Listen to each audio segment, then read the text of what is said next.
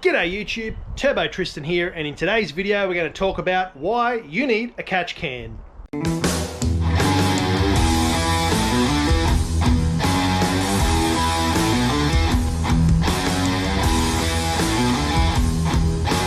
So what is a catch can? Or an oil catch can, or a oil overflow bottle, or all those types of things. Actually, I don't think I've ever heard anyone call it an oil overflow bottle, but anyway, this is an oil catch can. Now they come in all shapes and sizes.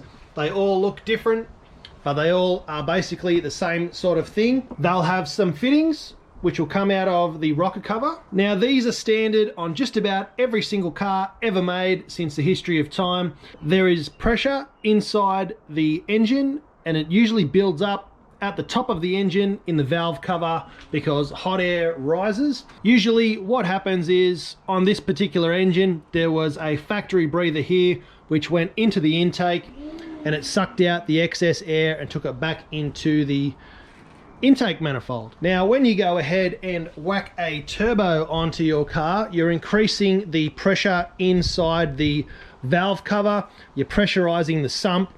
Also, you're pressurizing inside each individual cylinder. Now this is a standard engine on a very standard car, and it has a very standard rocker cover breather which goes into the intake and sucks out any extra vapor and recirculates it back into the intake manifold.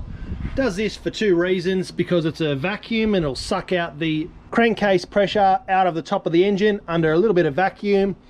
And the second reason is really for emissions. It will reburn any vapor through the engine and out the exhaust, therefore having less oil and pollution in the environment, which is a great thing. We don't want any of that. Once you go and add boost to your engine, the pressure that goes inside the cylinder is greater. Some of that pressure, just a tiny little bit, will go past the rings and into the sump, making more crankcase pressure in the top of the engine, and also making pressure in the bottom of the engine go under the piston, as well as the boosted air going on top of the piston. So it actually chokes your engine and slows it down. It's like having a very restrictive air intake, very restrictive exhaust, chokes the motor. You want to get rid of that extra pressure inside the engine. Now to do that, you would add extra breathers, so more of these holes or enlarged holes. And then, because the car is under boost, you don't want to run a pipe back into here, because boosted air will go into there and the boost will be more pressure and it won't actually let this breathe. So you want to breathe this into somewhere separate, and you want to block this off, because you want nice clean boosted air going in through the throttle, into the intake, into your engine, and you want smelly oil vapor to be breathed away somewhere else to let that pressure escape, and also to catch any extra overflow or oil that may spurt out of the engine. Now the neighbour's doing a bit of work, so I'll try and talk extra loud. Here's a boosted engine with a turbo, and because there's more air going into the cylinder, it means there's more air going past the rings, down into the sump, back up through the engine and pressurizing the top and the bottom of the engine. So what I've done is added an extra breather point, made this hole bigger, made an extra hole, and I run that over to a catch can, which is baffled, and it has a filter on the top to breathe out that extra air. To be perfectly legal and to be good for the environment, I could have run this breather back into the air intake, and then any extra vapor or oil would have been put back into the system and back through the engine to be burnt again. But being that this is a turbocharged car under high boost without a special one-way valve, that would probably actually suck air and oil out of there and suck from here and here, and probably create oil to come flying out through there and get sucked into the engine. So you don't want that, which is why you see on race cars or track cars or performance cars, they just run it to a single catch can over there. Now, due to lockdown and due to this being a weekend car or a track car, this has only done about 1,000 kilometers this year since I've added the turbocharger. So we're going to cut away and take a look at me taking that out and emptying it and seeing what's inside there. All right guys, so I'm just doing a little bit of tidy up stuff, a little bit of maintenance. Nothing really, but I decided to empty out my catch can. This is it here. You can hear it's quite full. and I've got the 3 different ports there. One for drains to the back of the block down the bottom where the factory little baffle catch can goes, and then the 2 for the rocker cover. Now I'm just going to empty it into this bucket. If you can see down in there, quite a bit of water. That's mainly because I'm on E85, but also some chunks of oil vapor. So the chunky bits are the oil that breathes out, and the rest of it there is pretty much just water from cold starts, steam. E85 is like an alcohol, which is why it makes more power and is better fuel to use in a race car or a boosted application, but it does spit a fair bit of water out the back, and you can see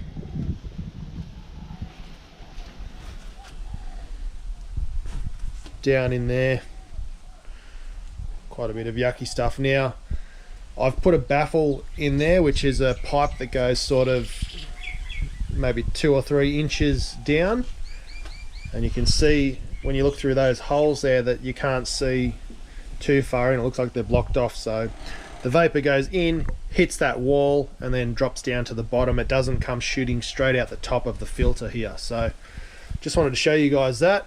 I'm going to give this a clean out. This is the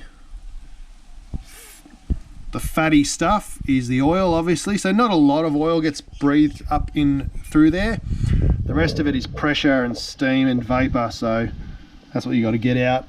And that's all of the fuel and everything that passes through the rings on my very old, very tired boosted D series. So hopefully when I put the fresh motor in, we won't get so much liquid coming out. But yeah, it's not oil, it's steam, vapor, things like that from cold starts mostly, and any sort of steam that builds up because of compression going past the rings. But if you remember, we did the compression test, it still has around 200 psi in each cylinder, so that's just what happens. But we're getting ready to go to the track, so I thought I'd show you that, and it's all cleaned out. So now that you've seen what's inside an oil catch can and how a catch can works and why you need one, because you do not want that moisture, the oil vapor, or any of that steam or pressure to stay inside the cylinder head, pressurizing this, and then when it can't escape from here, it'll pressurize the crank down the bottom and fight against the pistons going up and down. So that's why you definitely need one. If you have a turbocharged car, make sure you have one, whether it's a Lamborghini, a Mercedes, a BMW, a Volkswagen, or whether it's a Honda, Subaru, Toyota. Get yourself a catch can. I noticed adding a catch can to my GTR made it a lot more drivable, and it let the engine rev a lot more freely. So it's actually a noticeable mod. A lot of people think it's just to catch oil, but it actually, by helping the engine breathe, it actually helps it rev more freely. If you have a diesel car, like a 4-wheel drive or something like that, a catch can is actually way more important because the oil content is in the fuel, and it's also blows a lot more smoke, as you will have seen, a lot more soot. And we all know that soot gets the you know what, so good on those guys. But make sure if you have a diesel car to put a catch can on, because it's even more beneficial. It stops the intake being full of oil and actually clogging up all of your ports. I've seen some really nasty photos online. I'll probably chuck a couple of those in here as well in this video so you can see what it looks like on a diesel car. But definitely you need a catch can to let the engine breathe and free up some extra free performance. A lot of people you see, boosted boys for example, just run Gatorade bottles with a bit of hose. Does the job, can get messy at the track, and then oil goes all over the car, all over the track, and nobody likes that guy who puts oil all over the track. So make sure you're not that guy. Get a proper catch can.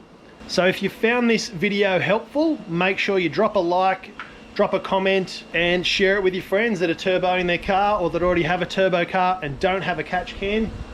The channel is slowly growing, so hopefully you find this stuff useful, and we'll see ya in the next video.